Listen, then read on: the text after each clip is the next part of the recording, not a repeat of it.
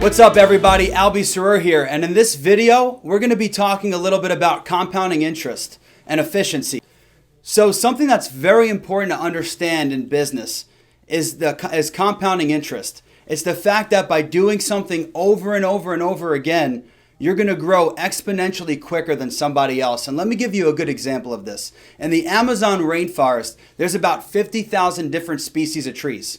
Of those 50,000 species, there's about 1,500 hyper-dominant ones that make up over 50% of the tree population in the rainforest. And the reason why this happens is because if you planted both trees next to each other at the same time, on a daily basis, you wouldn't see much of a difference as they sprout, as they start to grow. What happens over the years is if one of the trees starts growing just even a little bit faster, 1% faster than that other tree does every single day, sooner or later, that tree is going to have deeper roots. It's going to suck up more water and get more nutrients. Sooner or later, the leaves are going to start canopying over the other tree and start taking up a little bit more of the sunshine and blocking it from the competition. And when it comes time to spread seed and sprout, it's going to do that a whole lot faster as well.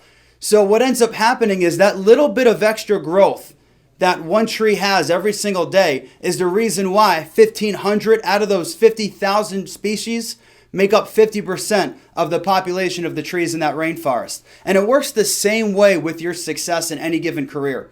That if you keep doing something every single day, you don't need to be twice as good as your competition. You just got to be 1% better. That's all it is. If you keep growing every single day, you're going to see a whole lot more success because 1% a day over the course of a year is 37 times versus the person that's doing just enough to not get worse. Are you somebody that does something just to get it right? Or are you the kind of person that does something until you can't get it wrong anymore?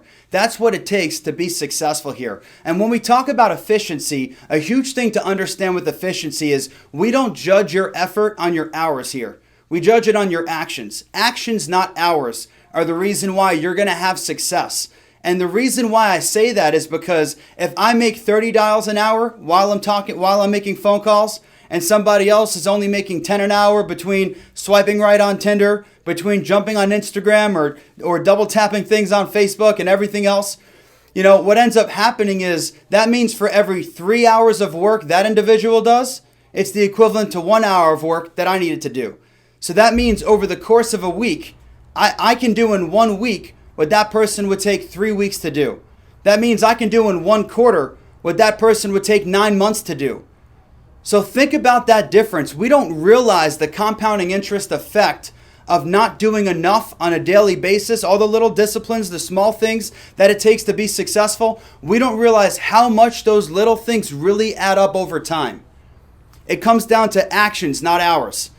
And there's going to be a point in your career, guys, where it starts to get a little bit difficult. Maybe you hit a plateau, maybe there's a roadblock. Ultimately, what's going to get you through that is having that vision. You got to understand what it is that you came here for and what you're looking to accomplish. Because if you don't see what it is you're trying to push for with your career here, whether it's to be in leadership, whether it's to have financial freedom, whether it's to retire your parents or get that dream house, or to be able to travel and not be told by your employer that you can only travel 2 weeks a year.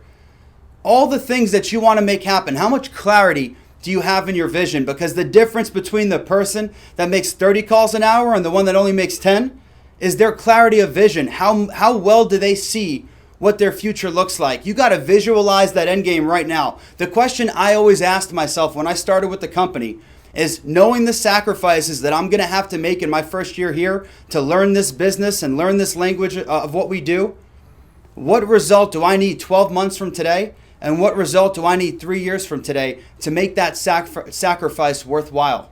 So with that said, guys, that's all I got for you today. Make sure you have a vision. Make sure you understand how compounding interest affects you in your business and outside the business. And make sure that you're that hyper-dominant tree growing in the freaking rainforest. All I got for you. Later.